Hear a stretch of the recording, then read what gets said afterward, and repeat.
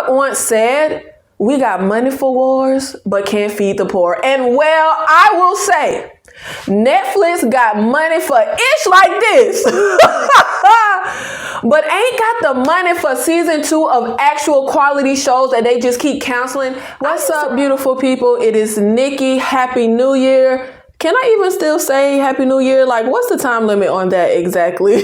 Welcome back to my channel, King Nikki TV, where I give you commentary on popular movies and TV shows. In this video, I will be ranking the best and worst TV of 2022. Yes, we are almost 2 weeks into the new year, and I'm still finishing up my 2022 end of the year wrap-up series, because y'all know I be on my own time. Now, if I miss any series that you feel should have made this list, and let's chat about it in the comments. We will also be seeing at the end of this ranking who came in 2022 with the best original content overall. Netflix, HBO, Stars. Let's get right into it. Coming in at number 21, and we are going from least, like, favorite, worst to best on this scale.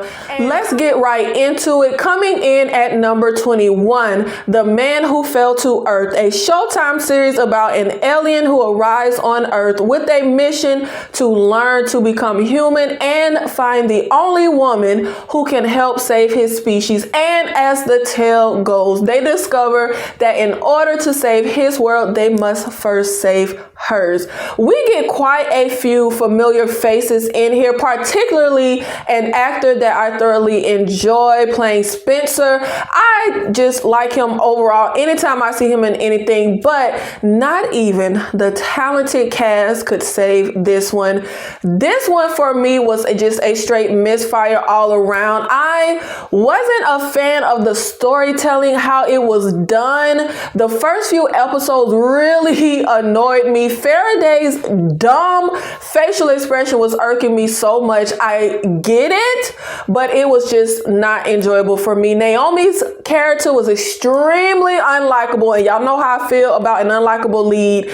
And she never quite redeems herself enough for me. I get the story, I get the message, but many scenes just really missed the mark for me in execution. For example, we get the scene of the alien crashing to Earth, very reminiscent of scenes we have seen before, including Terminator, but just way less effective. There's a speech Faraday gives where he says, "I am the socially and grammatically reclusive who snorts fire ants."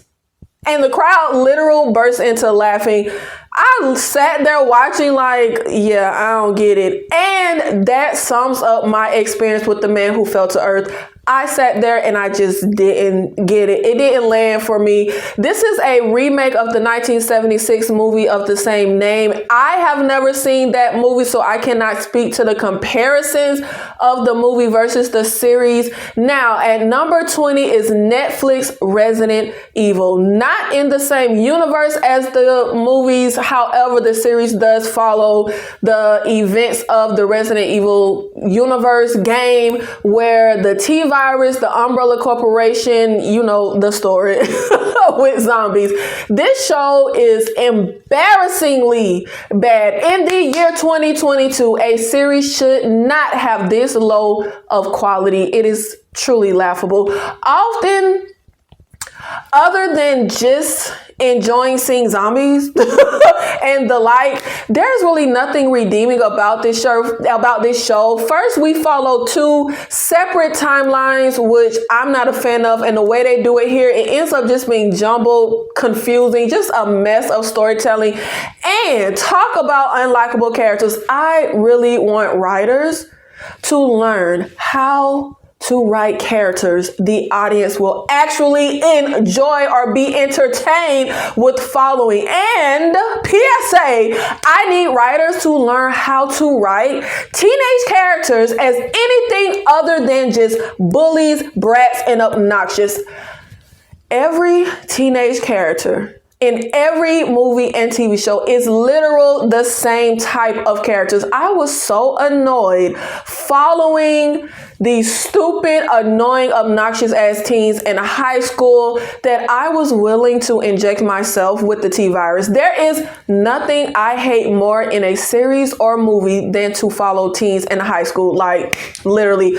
Tupac once said, "We got money for wars, but can't feed the poor." And well, I will say, Netflix got money for ish like this, but ain't got the money for season 2 of actual quality shows that they just keep canceling. I used to ride hard for Netflix, y'all, as far as original content. HBO has always been superior, but I used to ride hard for Netflix. But between the constant canceling of shows, before they can even get off the ground, and green lighting just about damn near any project, it seems, they're going downhill fast. The Resident Evil series is just teen drama with some zombies sprinkled in. Don't waste your time. Number 19, HBO Max, The Baby. Make sure you check out my playlist on this series, and any series that I covered, I will include an insert up top so you can go to it. Now, The Baby is a series that follows a young woman who does not want to have kids and how her life dramatically derails once she ends up with a baby. This started off very promising and quickly derailed. The fact that they could not keep up the momentum that this series started with, the fact that it dragged and felt like such filler with such a short amount of episodes. There were only 8 episodes at merely 30 minutes, and they could not keep the momentum.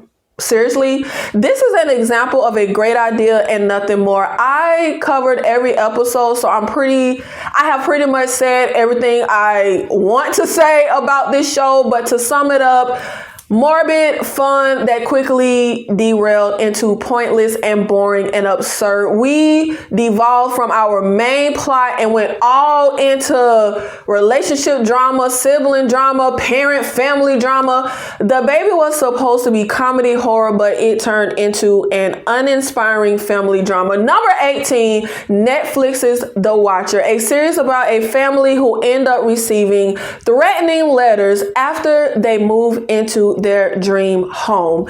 I am at the point where the second I see Ryan Murphy's name attached to a project, I just immediately don't even want to watch it. Okay, so maybe that's a bit dramatic, but The Watcher had a really good mystery, which honestly was the best thing going for it. I felt like they did a really good job putting plausible suspicion on multiple people. The family, particularly the father, was so freaking dumb and annoying. The dialogue and pacing was a little drab, but I stuck it out because I was invested in the mystery, baby. I wanted to know who the Watcher was. That was why I stuck it out. So when the series ends without solving the mystery, I was pissed. I literally wasted my life. But hey, maybe that's just my own personal thing. I cannot stand for a mystery to end without a resolution. Number 17, Netflix's Archive 81. We follow a professional tape restorer? Y'all, baby, what's his profession called? Anyway, our main character is hired to restore a collection of damaged tapes.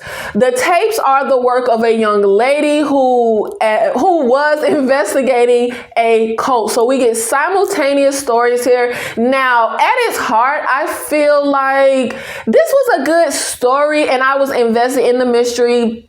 The lead just wasn't compelling for me. The execution, I like how the story is told. I like how it's told. It's not quite linear because we have present day as the guy is trying to restore the tapes, but then we also get a sort of found footage horror style story of the young lady, and the actual tapes and all that is revealed. I guess mid-season area is where it kinds of picks up steam and gets pretty good. But for some reason, as the story progressed, I just grew less and less interested. I just really did. Less and less into the mystery. I kind of didn't care. There's a bit of sci-fi here, some predictability and cliches. At the end, not everything is resolved, and we have a bit of a cliffhanger, but the show was canceled, so hey, I guess we'll never get those answers. And that's another reason why shows need to end with must get answers, just in case you get canceled. Overall, this was a pretty solid series. It wasn't terrible. It was riddled with some flaws that if you can overlook, you can have a pretty entertaining time with this series. But like the watcher, in the end, we don't have a resolution. And like I said, for me as a viewer, I just really don't like that. Number 16, Netflix Stranger Things Season 4 Volume 2. Now, Season 4 was released in a 2-part volume, so I will be listing both separately on this list. Part 2 of Season 4, the conclusion, is number 15. Now, while the entire world was raving about Season 4 of Stranger Things, I was very highly disappointed, unimpressed. But while Volume 1 had some iconic and redeeming scenes, for me, Volume 2 was just a mess all around.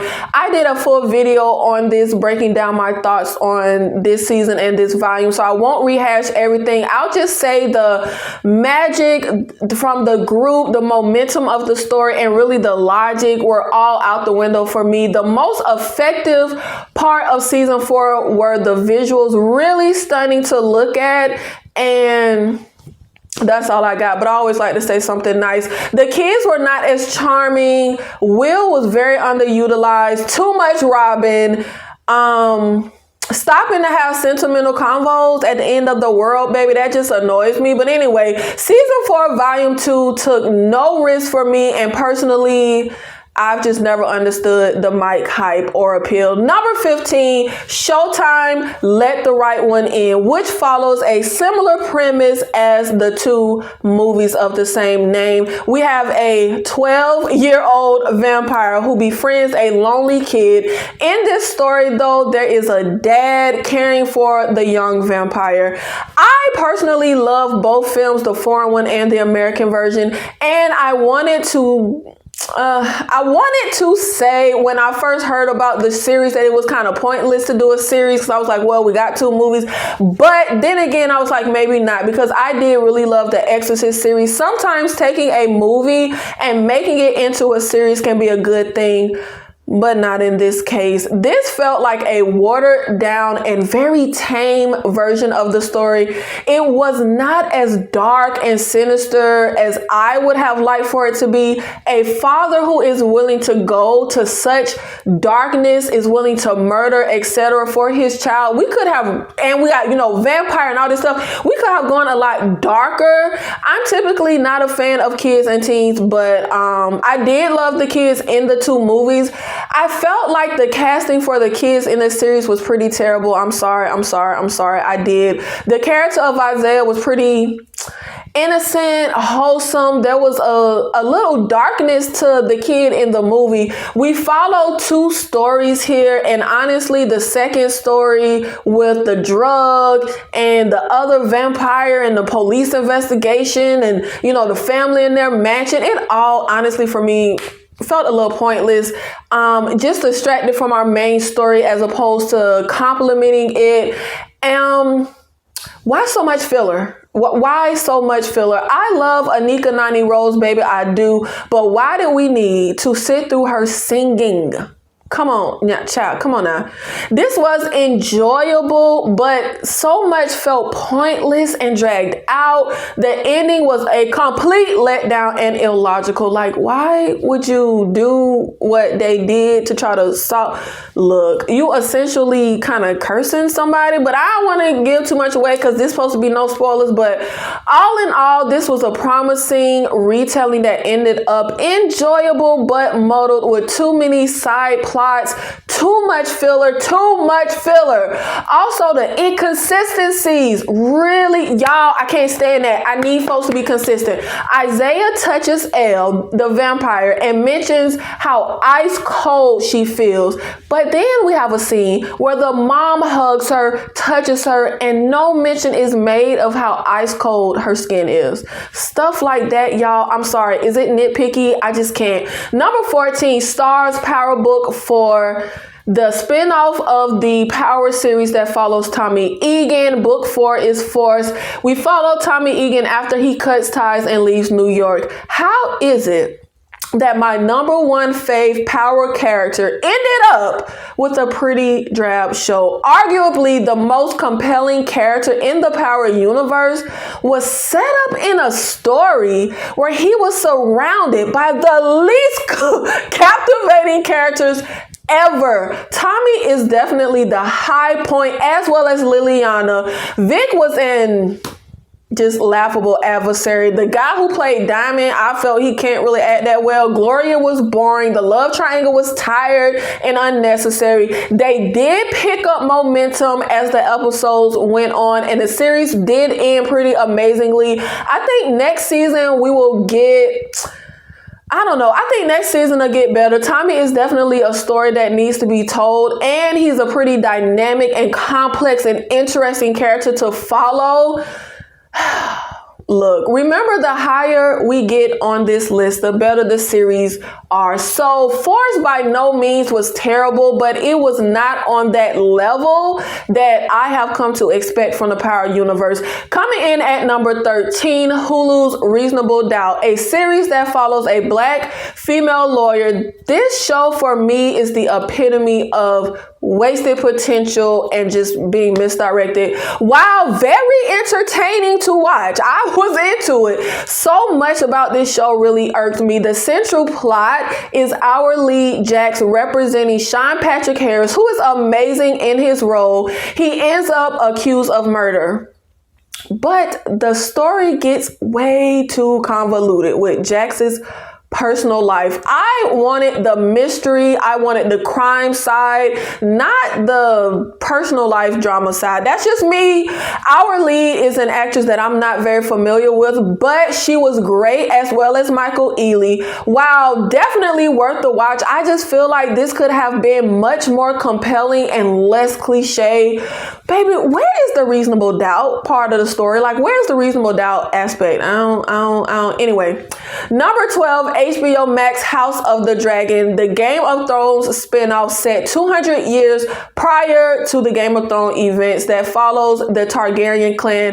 Baby, I got some hateful comments because I was less than impressed with this show. Overall, this was a good start, and while I do look forward to future seasons, I definitely wanted much more from House of the Dragon. I wanted a much more compelling just dialogue. I'm sick of people saying they gotta set stuff up. Well, yeah, duh, no shit. But it should all be entertaining to watch unfold and watch everything build. The most and kind of only compelling and interesting character for me was Damien. But in that, I did feel like the complexity of the character was a little not conveyed well in what they did with the character. I was not blown away with Princess Rhaenyra like other people were as far as the actress. But baby, the final conglomerate of the final 3 episodes sold it for me. I was sold. The series started extremely slow, painfully slow, but it did show promise, and by the final few episodes we really saw some magic, in my opinion. Some of the best acting throughout the entire series though, the guy who plays King Viserys, give him all the awards. Number 11, Netflix, All of Us Are Dead, a Korean series about a zombie outbreak at a high school. The best zombie movies that I done seen in the past, 10 years, and all been Korean. They know how to do some zombie shot, and they know how to do some melodramatics, some tear-jerking ass shit. The action sequences, the absolute chaos of this zombie survival series was pretty epic, but the story was plagued with way too much freaking teenage drama. And maybe that's just me, because like I said, I really don't care about following teenagers in high school.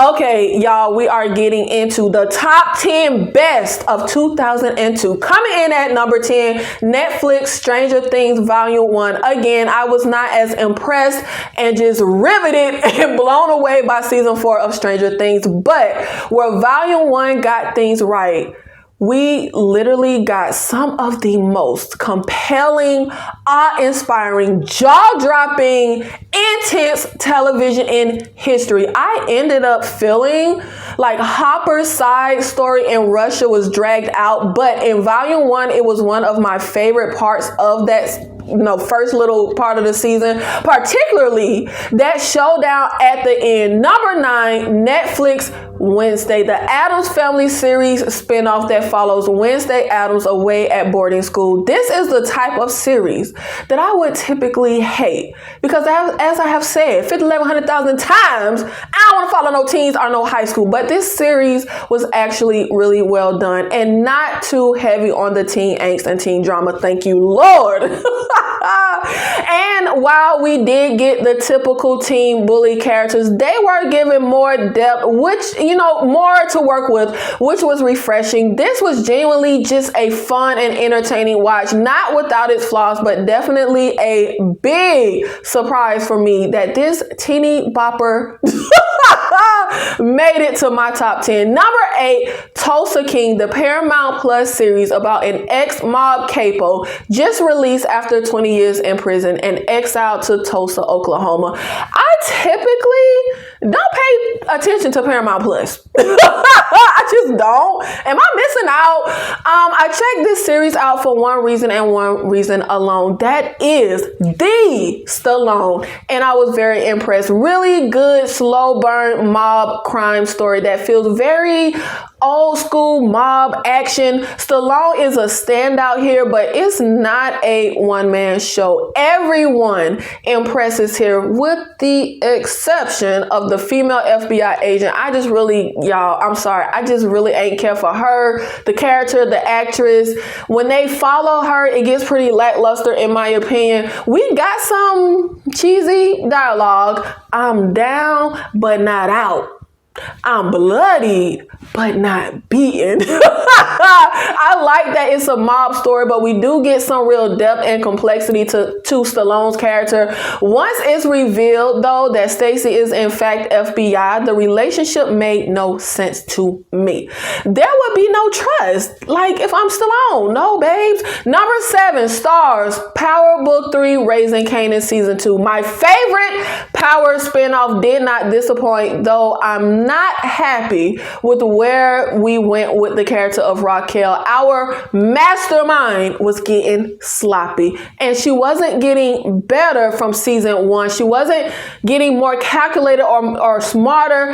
It was like she regressed. The wardrobe, though, the cast, the writing, everything is so top notch on this series. Not as good as season 1, kind of for me, is keeping the momentum. Definitely a flawed season, but still captivating, dynamic. They really pull you into the time and the drama. I feel like all the money went to book 3, and by the time they got to book 4, the budget was low. Number 6, HBO Max, The Girl Before, about a woman who falls for the architect of the home she rents and begins getting suspicious about him after finding out a previous tenant of the home he was involved with died. For me, I was blown the fuck away. This is how you do a slow burn mystery. The characters, the acting, the story, the pacing, the direction.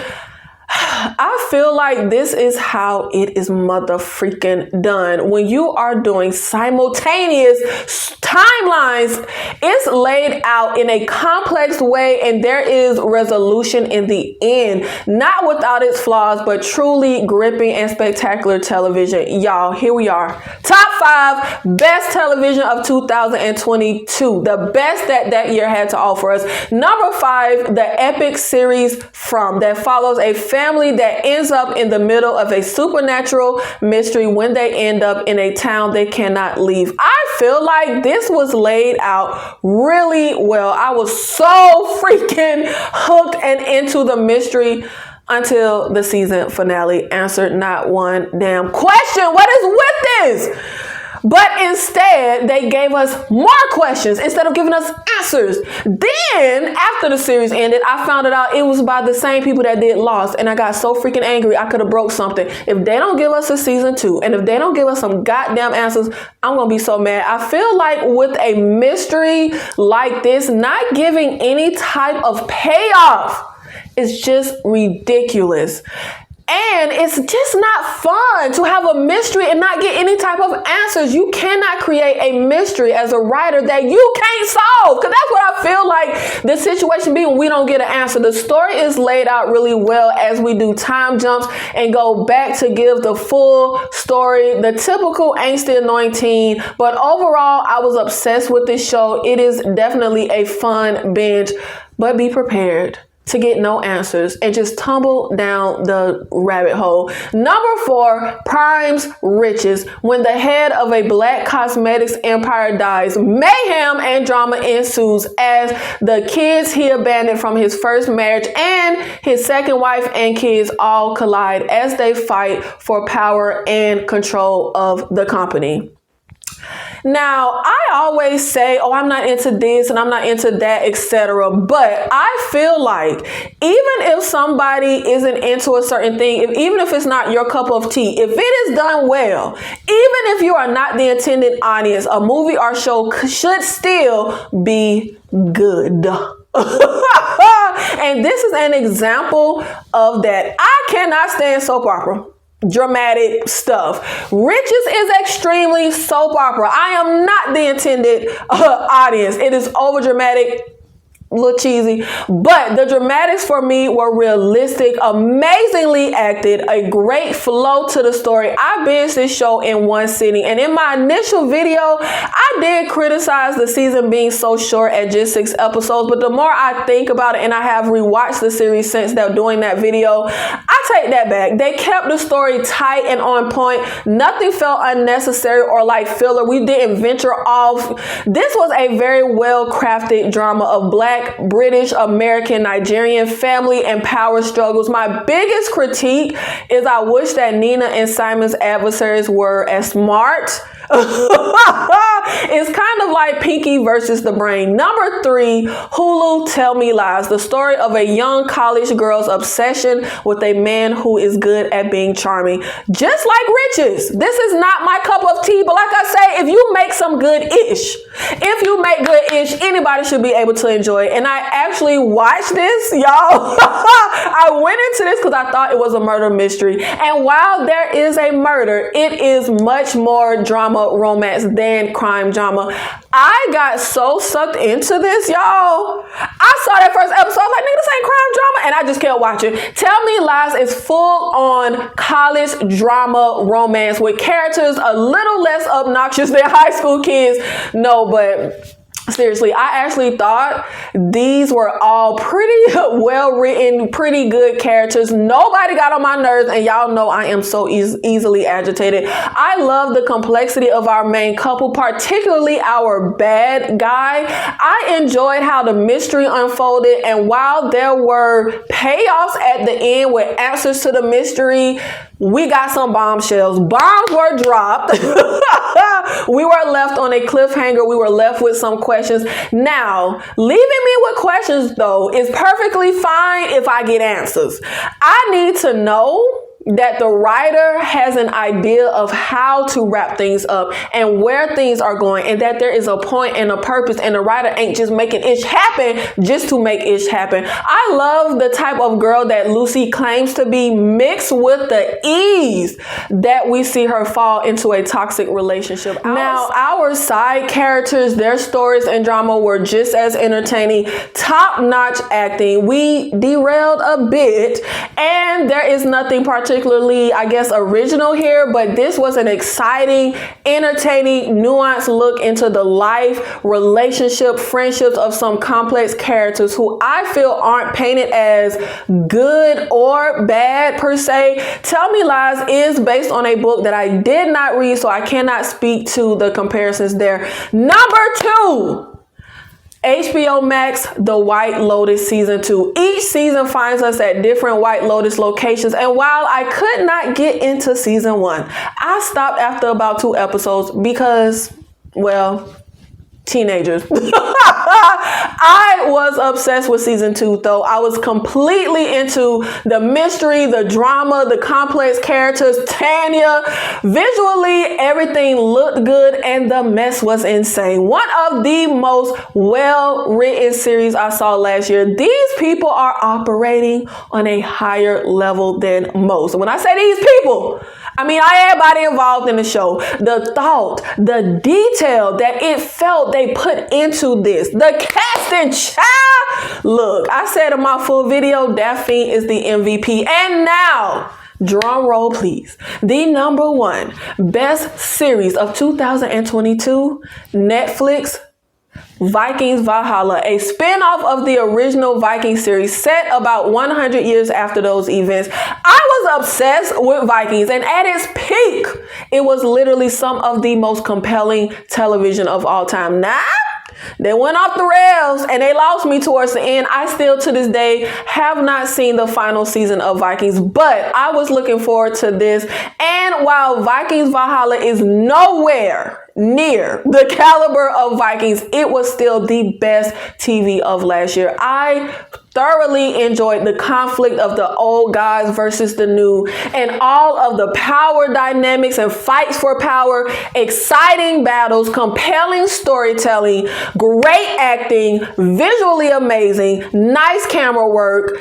Everything about this show was top tier and miles above all the other shows that I saw last year. And while you are easily pulled into the story and all of our heroes are very easy to root for, the characters, they don't have the depth that I feel the characters on Vikings had. And while interesting enough, honestly, no one is as classic as our Vikings characters. Nobody is Floki or Ragnar or his wife, whose name escapes me right now.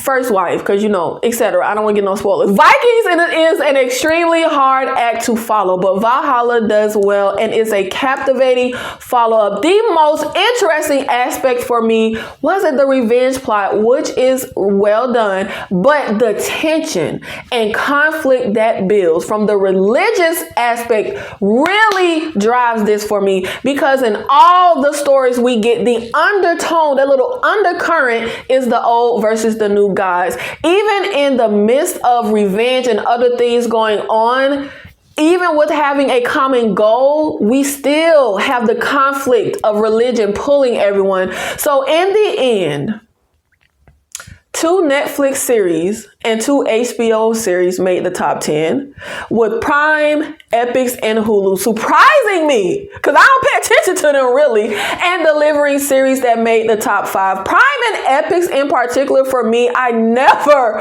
pay attention to. I cannot stand like the interface of Prime. Is that what it's called? The interface?